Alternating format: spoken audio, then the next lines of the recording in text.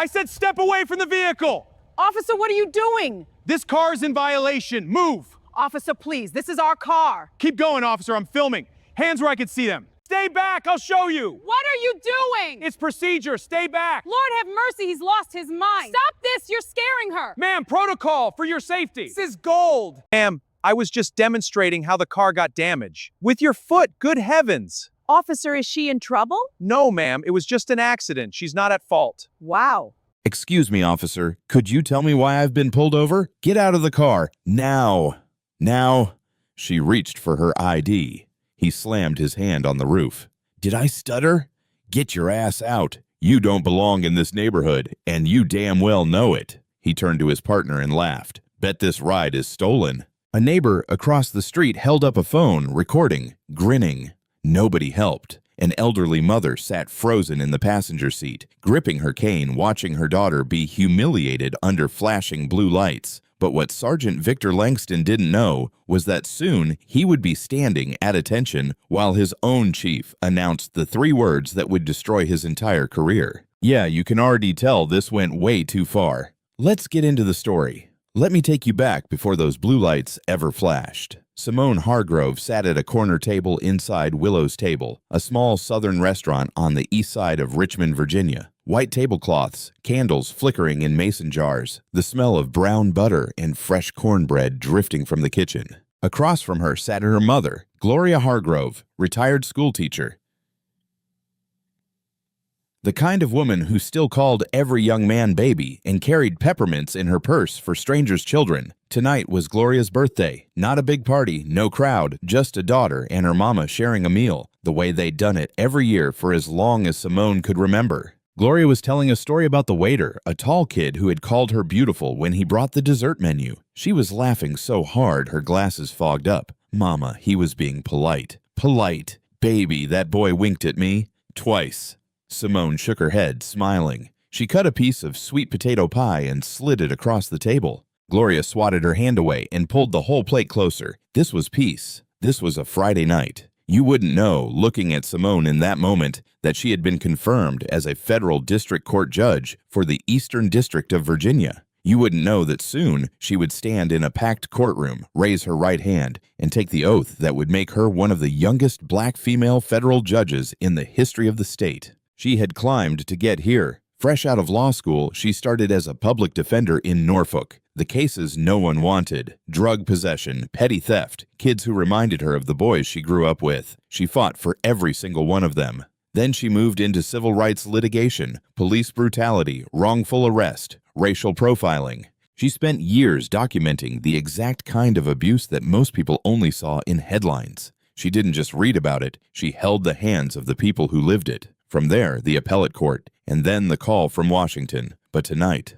none of that mattered. Tonight, she was just Gloria's daughter, slacks and a blouse, reading glasses tucked into her collar. No title, no robes, no security detail, just 2 women, cornbread, sweet potato pie, and a birthday. They left the restaurant. The autumn air was cool, carrying the faint smell of wood smoke from a neighbor's fireplace. Crickets hummed in the hedges along the sidewalk. Simone held her mother's arm as Gloria steadied herself with her cane, stepping carefully off the curb. She helped Gloria into the passenger seat, buckled her in, walked around to the driver's side. The silver sedan pulled out of the parking lot and turned onto the road, heading toward Briarcliff Heights, the quiet, affluent suburb where Gloria had lived for years. Briarcliff Heights, manicured lawns, American flags on porches, streets so clean you could eat off them. The kind of neighborhood where people waved at each other but locked their doors the second someone unfamiliar walked by. Simone turned on the radio, gospel, low volume. Gloria hummed along, her head resting against the window, eyes half closed. The dashboard glowed warm amber. The road was nearly empty. It was the kind of night where nothing was supposed to go wrong. Then Simone noticed the headlights. They appeared some distance back, bright, steady, keeping pace. She changed lanes. The headlights changed lanes. She signaled a turn. The headlights followed. She glanced at the speedometer, right at the limit, both taillights working. She had checked them that morning. Oes, the way she always did. A habit from her years representing clients who had been pulled over for equipment violations that didn't exist. She signaled again, perfectly, deliberately. The headlights stayed right behind her. Or, Gloria opened one eye. Somebody's following us, baby? Simone looked in the rearview mirror. Probably nothing, Mama. But her hands tightened on the steering wheel, 10 and 2, the way she always held them when she saw those lights behind her. Not because she was taught in driving school, because she was taught by being black in America. The blue lights hit the rearview mirror like an explosion. Simone's stomach dropped, not because she was guilty, because she already knew how this would go. She pulled the sedan to the right, slow and smooth, tires crunching on the gravel shoulder. She put the car in park, turned off the engine, placed both hands on the steering wheel, 10 and 2, and waited. Gloria sat up straight. Her hand found her cane. Lord, what now? It's okay, Mama. Just stay still. Don't say anything. Simone watched in the side mirror as the patrol car door swung open. A tall figure stepped out, broad shoulders, slow, deliberate walk, one hand resting on his belt near the holster. The red and blue lights strobed across the trees, painting everything in sharp, ugly flashes. Sergeant Victor Langston on the force, 3 commendations on his wall, complaints in his file, every single one from a black or Latino resident, every single one dismissed. He was the kind of cop who believed his badge didn't just give him authority, it made him untouchable. He didn't walk to the SAR the way a normal officer approaches a routine stop. He swaggered, chest out, chin up, like a man walking into a room he already owned. His boots ground into the gravel with each step, slow and deliberate, as if time itself was something he controlled. He reached the driver's window and shone his flashlight directly into Simone's face. Not at the car, not at the interior, at her eyes. The beam was blinding, hot and white. She squinted but didn't flinch, didn't look away. Then the beam swung to Gloria, held there for a long, uncomfortable second. Gloria raised one hand to shield her face, her bracelets clinking softly against each other. Langston didn't say good evening, didn't introduce himself, didn't explain the stop.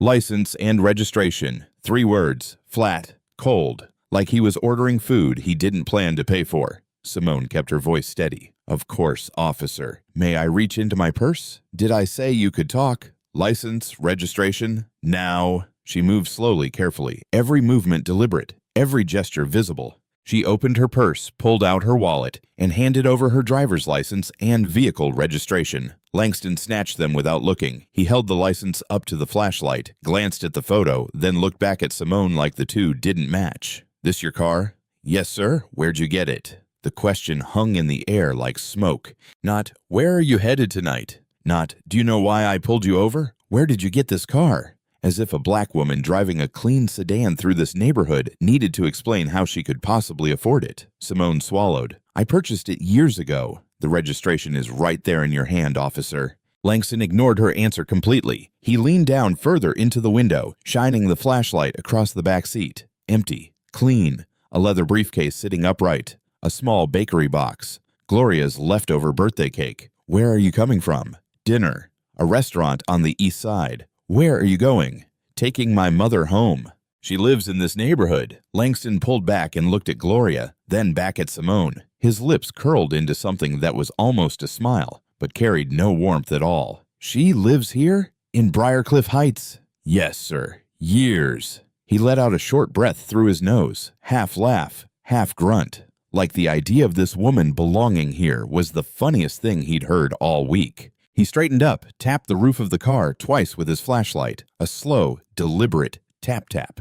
The kind a man does when he's already decided what happens next, and he's just enjoying the buildup. Step out of the vehicle. Simone's hand stayed on the wheel. Officer, could you please tell me the reason for the stop? I said, step out. I have a right to know why I've been. You got a busted tail light. That's why. Now step out of the vehicle before I add resisting to the list. Don't make me say it again. A busted taillight. Simone knew, absolutely knew, that both taillights were working. She had checked them that morning. She checked them every single morning, a habit she developed years ago representing clients who had been pulled over for equipment violations that never actually existed. But she also knew, from years of handling cases exactly like this one, that arguing on the side of a dark road with a hostile officer would not end well. Not for her. Not for her elderly mother, sitting feet away. She opened the door slowly, stepped out, kept her hands visible at all times. The autumn air hit her face, cool and damp, carrying the scent of wood smoke from a distant fireplace. Gravel crunched under her shoes. The red and blue strobes painted her silhouette against the pavement in flashing intervals. Langston stepped back, hand still resting near his holster, and looked her up and down, head to toe.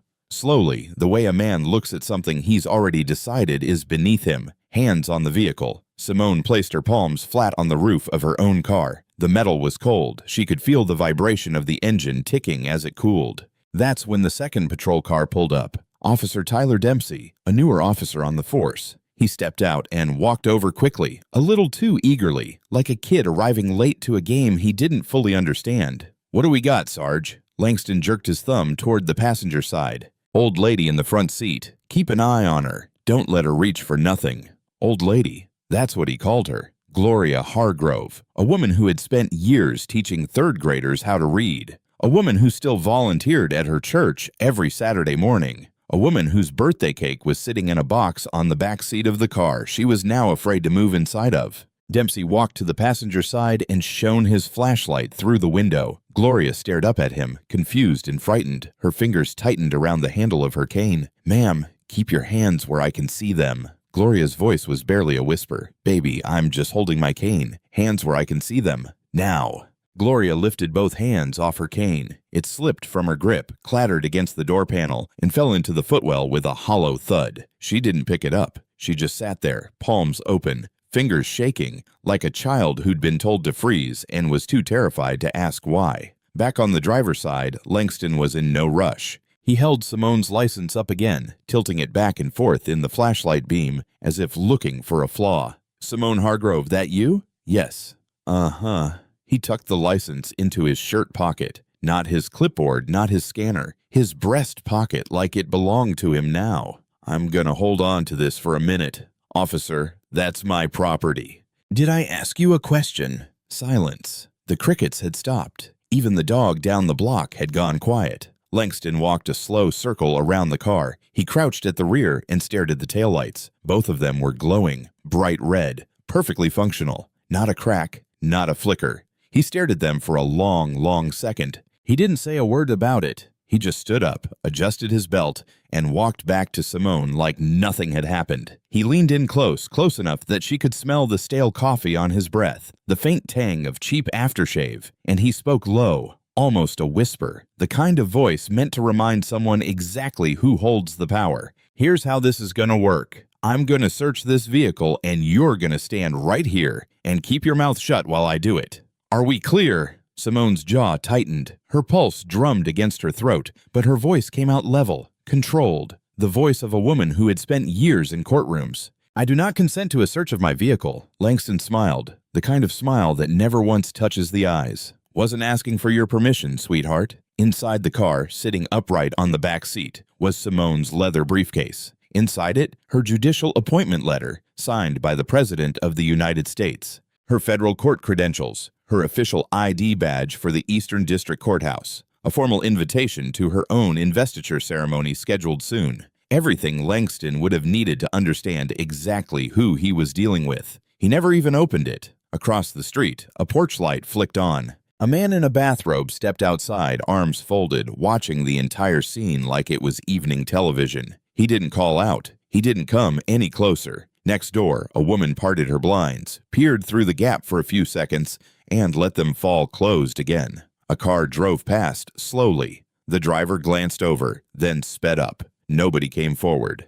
Nobody asked if everything was all right. Nobody said, "Stop." The red and blue lights kept spinning. The radio on Langston's shoulder crackled and hissed with static. Somewhere down the block, a sprinkler kicked on, ticking rhythmically in the dark. Simone Hargrove, federal judge, civil rights attorney, a woman who had spent years fighting for people in exactly this situation, stood on the side of the road with her palms pressed flat against the cold metal roof of her own car, waiting. The way she had learned to wait, the way her mother had taught her to wait, the way black women in America have always been taught to wait. Langston popped the trunk first. He didn't ask, didn't explain, just walked to the back of the sedan, found the release, and swung it open like he owned the car. The trunk light flickered on, casting a pale yellow glow over the contents inside. A spare tire, a first aid kit, a reusable grocery bag from Trader Joe's. Nothing. Absolutely nothing. Langston stared into that empty space for a good 10 seconds. Then he slammed it shut so hard the whole car rocked,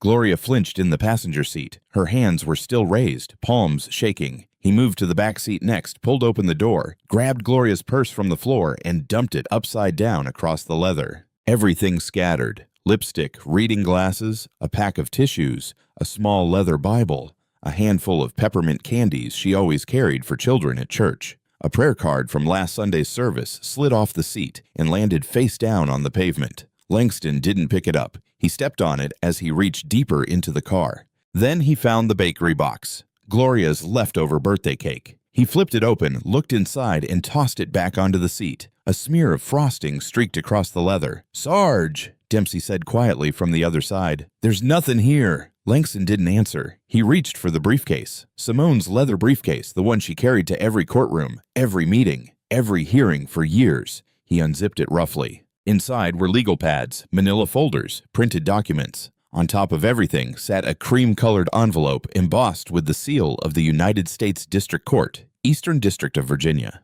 Langston pulled the envelope halfway out, glanced at it, held it in his hand for maybe 2 seconds. Then he shoved it back into the briefcase, zipped it shut, and tossed the whole thing onto the back seat like a bag of trash. He never opened the envelope. He never read the appointment letter inside. He never looked at the federal court ID clipped to the inside pocket. He didn't care what was in that briefcase because he had already decided who Simone Hargrove was the moment he saw her face. Langston walked back to where Simone stood. His jaw was tight now, angry. He had searched the entire car and found nothing. No drugs, no weapons, no stolen property, nothing illegal, nothing even suspicious. And that made him angrier because now he looked like a fool, and men like Langston would rather double down than admit they were wrong. He stopped in front of her. Close. Too close. She could see the vein pulsing in his neck, smell the coffee and sweat radiating off him. "You think you're smart, don't you?" Simone said nothing. "Yeah.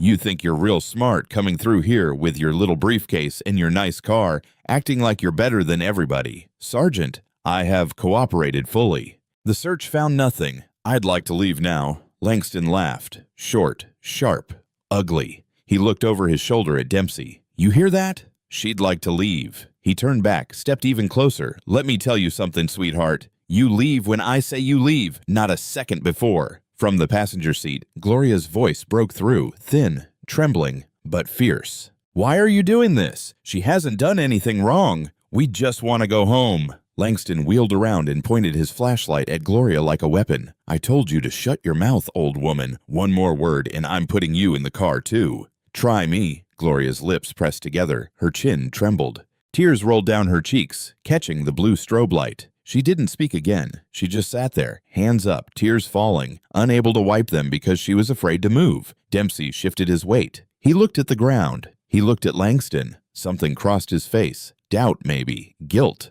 The faintest flicker of a conscience trying to surface. But he didn't speak. He didn't intervene. He just stood there, hands on his belt, and let it happen. Simone watched her mother cry through the car window, and for the first time all night, her composure cracked. Not on her face. Her face stayed still as stone, but her hands, pressed flat against the roof of the car, were shaking. Not from fear, from rage. She spoke carefully. Every word measured. "Sergeant, both taillights are functional. You can see that for yourself. Your search produced nothing. You have no probable cause. What you're doing right now is unlawful detention, and I'm asking you, respectfully, to let us go." Langston tilted his head, smiled that dead-eyed smile again. "Unlawful detention? Oh, you're a lawyer now. I'm telling you what the law says."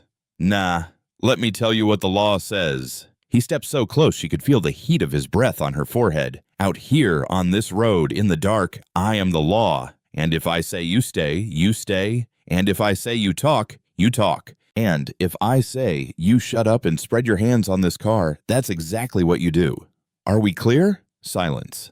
A car drove past. The headlights swept across the scene. A black woman pressed against her own car, a white officer inches from her face, an elderly woman crying in the passenger seat. The car didn't slow down. It didn't stop. "All right, I gotta stop right here." "Nah, this ain't it. She did everything right. Everything. And he's still going?" "Bro, this isn't policing. This is ego with a badge. And honestly, it's about to get so much worse." Langston turned to Dempsey. "Get the old lady out of the car." Dempsey hesitated. "Sarge, I don't think, did I ask what you think?" "Get her out." Now, Dempsey opened the passenger door. Gloria looked up at him, eyes wide and wet. He reached for her arm, then stopped. He couldn't do it. He stepped back and just held the door open. "Ma'am, I need you to step out. Please." Gloria reached down for her cane. It had fallen into the footwell. Her fingers fumbled for it, shaking too hard to grip. Dempsey bent down and handed it to her. That one small gesture, the only moment of basic decency in this entire nightmare. Gloria pulled herself up, one hand on the cane, one on the doorframe. Her knees buckled slightly. She steadied herself and stepped onto the gravel. The cold bit through her thin coat. She stood on the shoulder of the road, hunched and small, holding her cane with both hands like it was the only thing keeping her upright. Langston looked at her and shook his head. "Search her." Dempsey turned. "What?" "You heard me. Pat her down." "Sarge, she's elderly. She's got a cane. There's no pat her down or I will." Dempsey swallowed hard. He stepped toward Gloria. She closed her eyes. Her lips moved silently. Another prayer. He ran a quick, barely there pat down her sides. His hands were shaking almost as much as hers. Nothing. Of course nothing. Simone watched every second of it. She watched a stranger's hands touch her mother. She watched her mother stand on the side of a road, eyes closed, praying, being searched like a criminal on her birthday. Something broke in that moment. Not loudly, not dramatically. It broke the way glass breaks underwater, silently, completely, all at once. Langston wasn't done. He walked back to Simone, pulled her arms behind her back, and she heard the click before she felt the cold. Handcuffs, metal teeth biting into her wrists. What? What are you doing? Gloria gasped from the curb. Your daughter's under arrest, resisting a lawful order, obstruction of justice. She didn't resist anything. She didn't do anything. Ma'am, one more word and you're coming too. I don't care how old you are. Gloria collapsed back against the car, her cane slipping on the gravel. Dempsey caught her elbow just before she fell. Simone felt the cuffs tighten. The metal pinched her skin. She could feel her pulse hammering against the steel, but she didn't cry. She didn't scream. She didn't beg. She looked at Langston one last time, steady, calm, unblinking, and she said quietly, so only he could hear, "You're going to regret this, Sergeant. Not because of who I am, because of what you just—" Langston leaned in and grinned. "Sweetheart, the only thing I regret is not cuffing you sooner." He grabbed her arm and walked her to the back of the patrol car, opened the door, pushed her head down. She ducked into the back seat, the hard plastic bench, the cage partition, the stale smell of sweat and disinfectant. The door slammed shut. Through the window, she could see her mother standing alone on the curb, small, shaking, arms wrapped around herself, the birthday cake smeared on the back seat of the sedan, the prayer card still lying face down on the pavement. The red and blue lights kept spinning. Nobody came to help. The ride to the station took minutes. Simone counted every one of them, not out loud, in her head, the way she used to count during depositions when opposing counsel was trying to rattle her. Steady, measured, controlled. The patrol car smelled like old sweat, stale fast food, and something chemical she couldn't name. The plastic seat was hard and cold beneath her. The handcuffs dug into the small bones of her wrists every time the car hit a bump. She could feel the metal warming against her skin, pressing deeper with every turn. Through the cage partition, she could hear Langston humming, actually humming, like he was driving home from a barbecue. They pulled into the Briarcliff Heights police station. Fluorescent lights, a concrete parking lot, the American flag hanging limp on a pole out front. No wind to lift it. Langston opened the rear door and pulled Simone out by the arm. Not gently. He walked her through the front entrance, past the reception desk, past two officers who glanced up from their paperwork and looked away just as fast. Intake, fingerprints, mugshot. Simone Hargrove, federal judge, civil rights attorney, a woman who had argued cases before the Fourth Circuit Court of Appeals, stood in front of a height chart on a cinder block wall while a booking clerk snapped her photograph. Then the holding cell, a metal bench bolted to the wall, a steel toilet with no seat, the smell of bleach that didn't quite cover what it was supposed to cover. The door clanged shut behind her. The lock engaged with a sound that echoed down the hallway. Langston didn't even look back. He walked straight to the break room, poured himself a cup of coffee, and sat down across from another officer. "Friday night special," he said, grinning. "Pulled a real mouthy one out of a sedan on Maple. Her and her mama acting like they own the place." The other officer chuckled. "Briarcliff Heights? Where else?" driving through like she belongs there. He took a long sip of coffee, booked her for obstruction. She'll cool off in there overnight. Back in the holding cell, Simone sat perfectly still, hands on her knees, wrists throbbing, red marks already forming where the cuffs had bitten in. She was allowed one phone call. She didn't call a lawyer. She didn't call a friend. She didn't call her husband. She picked up the phone on the wall, dialed a number she knew by heart, and waited for 2 rings. Judge, it's Simone. Simone Hargrove. I apologize for calling this late. A pause on the other end. Then a voice, sharp, alert, immediately serious. Simone, what's wrong? I'm at Briarcliff Heights Police Station. I've been arrested. The charge is obstruction. There was no probable cause. My mother was with me. Silence for seconds. Then, don't say another word to anyone. I'm making calls right now. She hung up. What happened next took less than minutes, but inside that station, it felt like an earthquake building underground. Invisible at first, then impossible to ignore. The first call came to the front desk. The district attorney's office. The desk sergeant answered, listened, and his face went slack. The second call came. The governor's chief of staff. The sergeant put down his coffee and stood up. The third call came. The United States Marshal Service.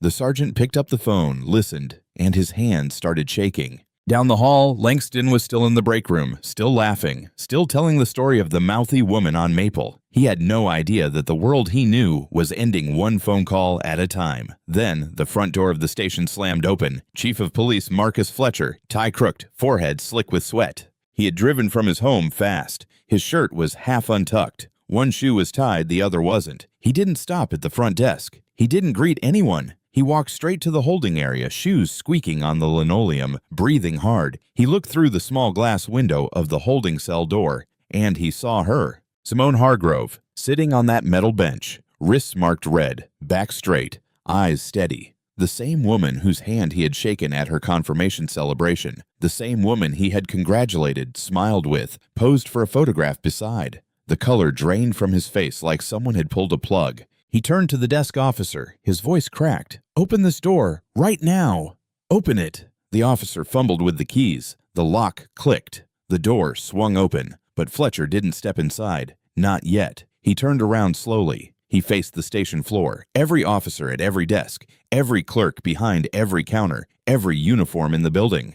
Langston had stepped out of the break room now, coffee cup in hand, curious about the commotion. Fletcher straightened his back. He swallowed once, and then he spoke. Loud, clear, his voice shaking but unmistakable. The words echoed off every wall in that building. All rise for Judge Simone Hargrove. The coffee cup hit the floor first. Then the silence. Langston's face went white. Not pale. White. Like every drop of blood had evacuated his body at once. His mouth opened. Nothing came out. His eyes locked on the holding cell door as Simone stepped through it. She stood in the hallway, back straight, chin level, wrists still bearing the red swollen marks of his handcuffs. She looked directly at him, not with rage, not with satisfaction, just a calm, absolute certainty that needed no words. Every officer in the station rose to their feet, one by one, chair legs scraping against the floor. Dempsey, standing near the back, was the first to stand. His eyes were wet. Langston was the last.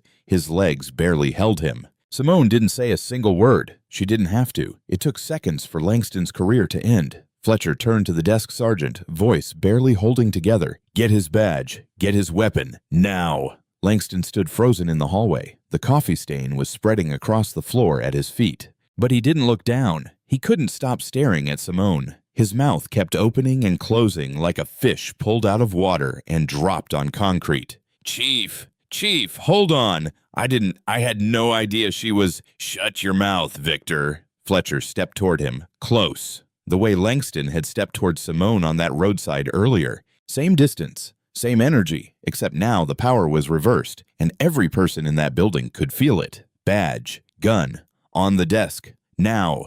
Langston's hands were shaking so badly he could barely unclip his holster. The weapon clattered onto the counter. Then the badge, the same badge he had tapped against his chest all night like a crown. It landed face down with a dull metallic thud.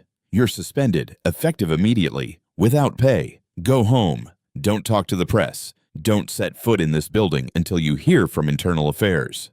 Langston opened his mouth one more time. She didn't tell me she shouldn't have had to. That sentence landed like a hammer. Langston closed his mouth. For the first time all night, he had nothing to say. He was escorted out by 2 officers, the same men he'd been laughing with in the break room minutes earlier. Neither looked at him. The automatic doors slid shut behind him, and the night swallowed him whole. Inside, Fletcher turned to Simone. His face was gray. "Judge Hargrove, on behalf of this department." I can't begin to." Simone raised one hand, the same hand that still bore the red imprint of Langston's handcuffs. "Chief Fletcher, where is my mother?" He blinked. "She's..." "An officer drove her home. She's safe."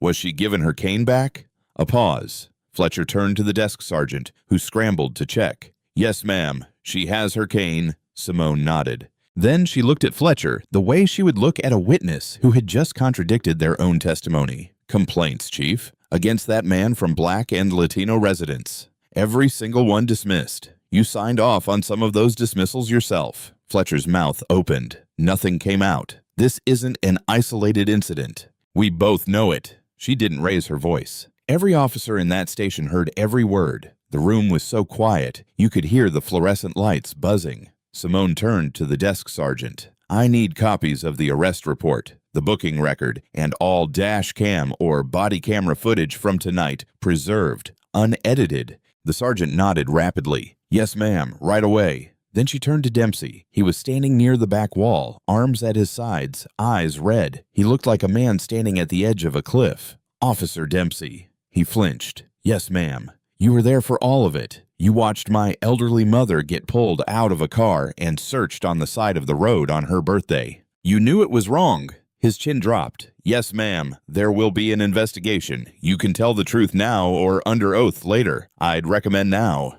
Dempsey nodded slowly. "I'll cooperate fully, Your Honor. I'm sorry. I should have stopped it." Simone looked at him for a long moment. "Yes, you should have." She turned and walked toward the exit. Her shoes clicked against the linoleum, steady, unhurried, deliberate. Every officer she passed stood a little straighter. A few lowered their eyes. One young female officer near the front desk was crying silently, wiping her face with the back of her hand. Simone pushed through the front door and stepped into the night air. Cool, clean, the smell of damp asphalt and distant rain. She stopped on the sidewalk, closed her eyes, and took one long, deep breath. The same woman who had been fingerprinted and photographed in this building earlier now stood on its front steps, free, back straight, breathing in the autumn night, like she was tasting it for the first time. She pulled out her phone and called her mother. "Mama, I'm coming home. We're okay." On the other end, Gloria was crying too hard to answer, but she was home. She was safe,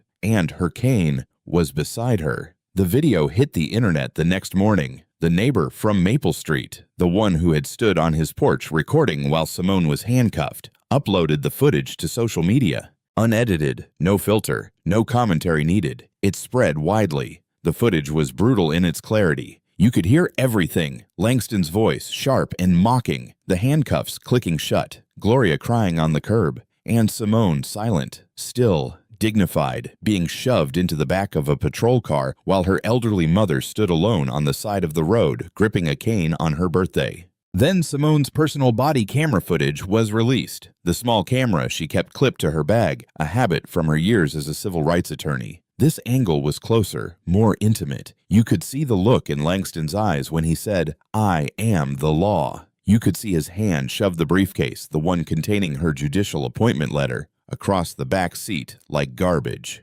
2 angles, 2 cameras, 1 truth.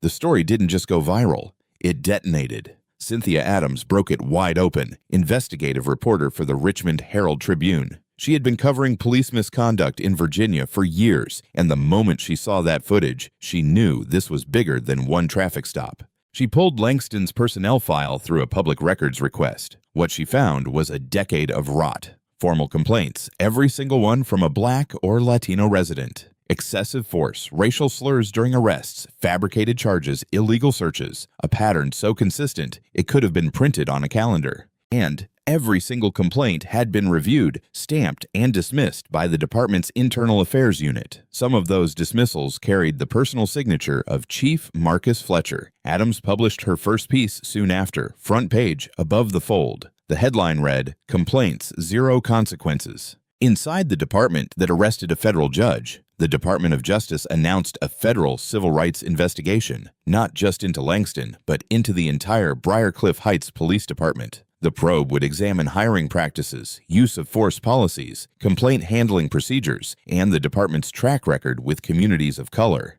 This wasn't about one bad cop anymore. This was about the system that built him, protected him, and turned him loose on the streets with a badge and a gun for years. The trial came fast. Federal prosecutors moved with unusual speed, partly because the evidence was overwhelming, partly because the whole country was watching. Langston was charged with counts: unlawful detention, violation of civil rights under federal statute, filing a false police report, and abuse of authority. His attorney tried everything. My client followed standard operating procedure for a routine traffic stop. The prosecution played the video. The taillights, both glowing, both functional. The fabricated marijuana claim. The illegal search. Gloria's purse dumped across the seat. The prayer card stepped on. The briefcase tossed aside without being opened. Sergeant Langston exercised reasonable officer discretion based on his training and experience. Dempsey took the stand. He testified quietly, steadily, with his eyes fixed on the floor,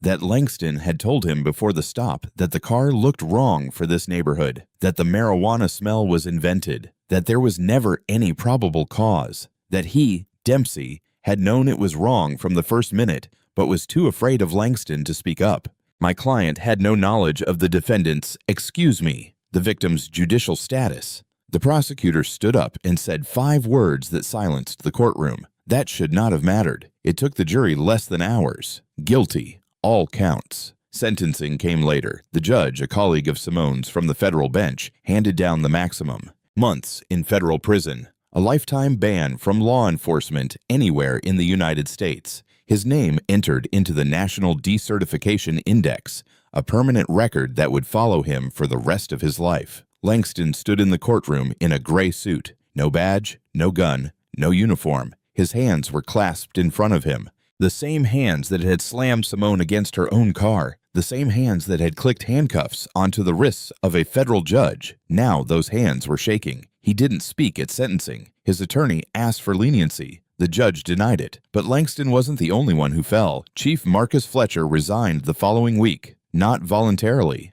The city council gave him a choice: resign or be terminated for cause. Adams's reporting had exposed what everyone inside the department already knew. Fletcher had spent years burying complaints, protecting officers like Langston, and prioritizing department image over community safety. His resignation letter was 1 sentence long. He didn't apologize. The Briarcliff Heights Police Department was placed under a federal consent decree. Mandatory reforms included body cameras for every officer on every shift, an independent civilian oversight board with subpoena power, a complete overhaul of internal affairs procedures, and comprehensive bias training.